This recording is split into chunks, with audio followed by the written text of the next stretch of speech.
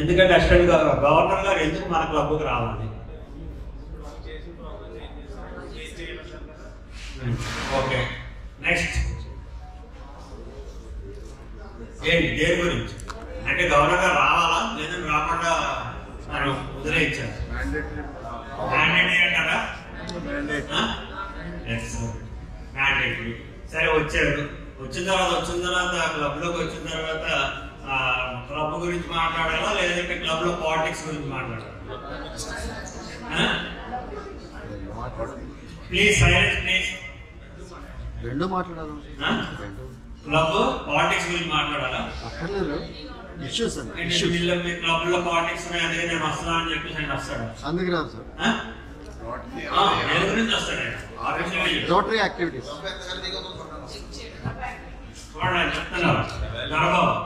హెల్తీగా ఉండడం అంటే క్లబ్ లో మీకు మీ అందరితో ఇంటరాక్ట్ అయ్యి క్లబ్ లో యాక్టివిటీస్ ఏం చేస్తున్నారు, మీకు ఏమైనా సలహాలు కావాల్సి వచ్చినా, మీకు సహకారాలు కావాల్సి వచ్చినా, ఏదన్నా సరే మనం ఉన్నటువంటి యాక్టివిటీస్ మన క్లబ్లో చేస్తున్న యాక్టివిటీస్ ఒకసారి పర్యవేక్షించడానికి, మీకు కావాల్సినటువంటి సలహాలు ఇవ్వడానికి, అలాగే రివ్యూస్ ఒకసారి చేసుకోవడానికి మాత్రమే కానీ మీ క్లబ్ పాలిటిక్స్ లో ఇన్వాల్వ్ అవ్వడానికి మాత్రం కానే కావద్దు. ఇది అన్నిటికన్నా ముఖ్యమైనటువంటి విషయం. అలాగే మీరు కూడా అసిస్టెంట్ గవర్నర్లుగా క్లబ్ మీకు ఇచ్చినటువంటి అసైన్ చేసినటువంటి క్లబ్బుల్లో పాలిటిక్స్ లో ఎంటర్ అవ్వకండి. ఎవరు కూడా వాళ్ళనే పడనివ్వండి క్లబ్లోని. మీరు ఎంతసేపు ఏంటంటే bridge between governor and club president, అంతే కదా. నిన్న కూడా మన వీరభద్రారెడ్డి గారు చెప్పారు, పెద్ద బ్రిడ్జ్ చేసి ఏ బ్రిడ్జ్ బొంబాయిలో ఉన్న బ్రిడ్జ్ లాంటి బ్రిడ్జ్ చేశాడు.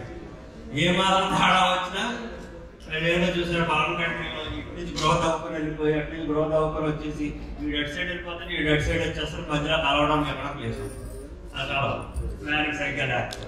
ఇది కూడా అలాంటిది. ఏ మాత్రం గవర్నర్ చేయి పెట్టినా దాంట్లో పెట్టినా మీరు చేయి పెట్టినా క్లబ్లో మనకు పోయేది ఏంటంటే మన వేడిలే మన చేతిలే. కాబట్టి పాలిటిక్స్ లోకి ఎప్పుడు ఎంటర్ అవ్వకండి.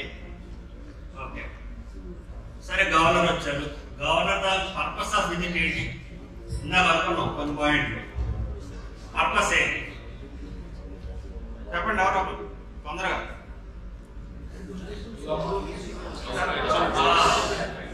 కమ్యూనికేట్ విత్ మెంబర్స్, ముఖ్యంగా మెంబర్స్ అందరితో కమ్యూనికేట్ చేయడానికి.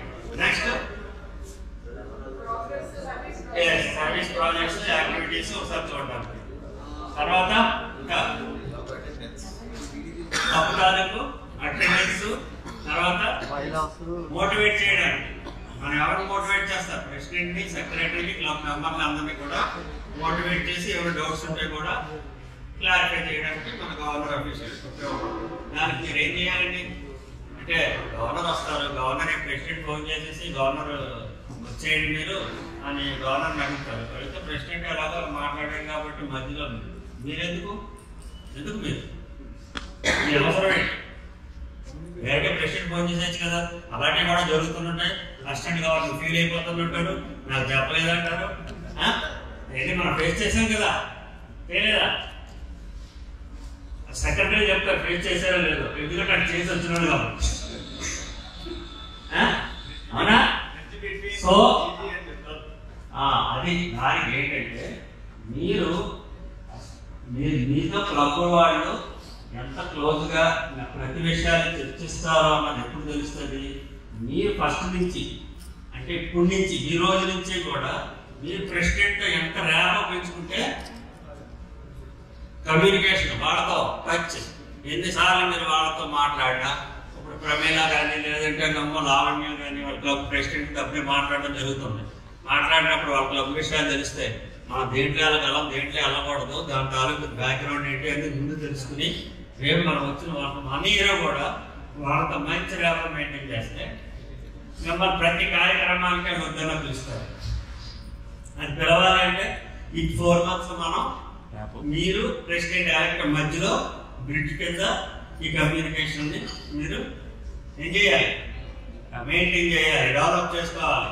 ప్రెసిడెంట్ ఒకసారి ఫోన్ చేసిన మీరు 4 సార్లు ఫోన్ చేయండి, ఏం మొహమాట పడద్దు. వాడు ఏమనుకుంటాడు అనుకోవద్దు, మన పని మనం చేసుకుని వెళ్ళిపోవడమే. మళ్ళీ రిజల్ట్ అన్నది ఆటోమేటిక్గా వస్తుంది. దేనికైనా పని చేసిన తర్వాత రిజల్ట్ రాక తప్పదు. ఆ రిజల్ట్ నెగిటివ్ రానివ్వండి, పాజిటివ్ రానివ్వండి, మీరు పాజిటివ్గానే స్వీకరించండి. ఓకే, నెగిటివ్గా వచ్చినా మరి దాన్ని పాజిటివ్గా ఎలా మార్చుకోవాలో మనం ఒకసారి ఆలోచించాలి. నెక్స్ట్ చెప్పండి, AG will meet with the president and secretaries. ఎప్పటికప్పుడు మీట్ చేయాలనుకుంటున్నాం, బాగానే ఉంది. గవర్నర్ గారు వచ్చే ముందు మీరు చేయవలసిన పని, మీరు ప్రెసిడెంట్స్ జాయింట్గా ఆయన వచ్చే ముందు ఏర్పాట్లు ఏం చేయవలసి ఉంది? ఎజెండా ప్రిపేర్ చేయాలి. ఏ ఎజెండా ప్రిపేర్ చేయాలి? ఎవరితో ప్రిపేర్ చేస్తారు? గట్టిగా చెప్పండి. ఇక్కడ ప్రెసిడెంట్ సెక్రటరీతో కూర్చుని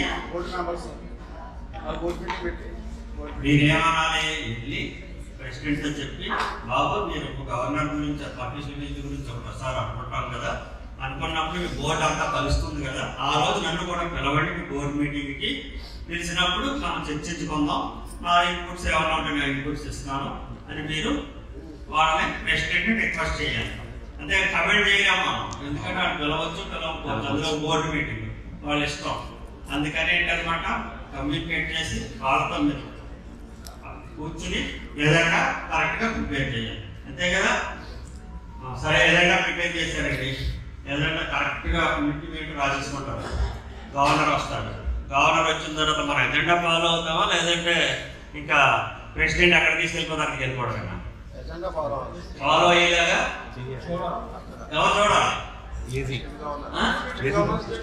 గవర్నర్ చూడాలి. కానీ మొహమాట పెడితే ఎవరికి నష్టం? అందరికన్నా ఎక్కువ నష్టపోయేది గవర్నర్ గారు. అందుకనే గవర్నర్ మంచి పేరు రావాలి అంటే మీటింగ్ కరెక్ట్గా 2 కళ్ళు, సెక్రటరీ ఒక కళ్ళు అయితే అసిస్టెంట్ గవర్నర్స్ ఒక కళ్ళు, 2 కళ్ళు. ఏ ఒక్కరి తేడా వచ్చినా విజన్ తేడా వచ్చేస్తుంది.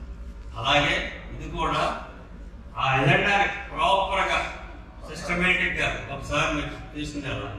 సరే, బాగుంది, మన ప్రెసిడెంట్ ఉన్నాడు, సరే మన క్లబ్ ఒక 75 సంవత్సరాల ఓల్డ్ క్లబ్ ఏంటి, కాబట్టి ఆ క్లబ్ని ప్రెసిడెంట్ ఏమనుకుంటాడు, ఆ సంవత్సరంలో చేసిన ప్రాజెక్టులు అన్నీ చూపించేయాలి.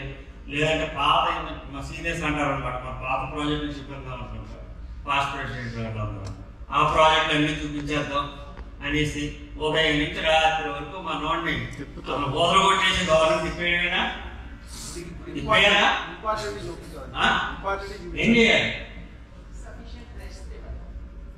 ఎజెండా ప్రిపేర్ చేసినప్పుడే మనం ఎక్కడెక్కడ తీసుకెళ్ళాలి, అంటే ఎప్పుడో 40 సంవత్సరాల క్రితం చేసిన ప్రాజెక్ట్ తీసుకెళ్ళి చూపిందామా? సరిపోతుంది అలా అయితే.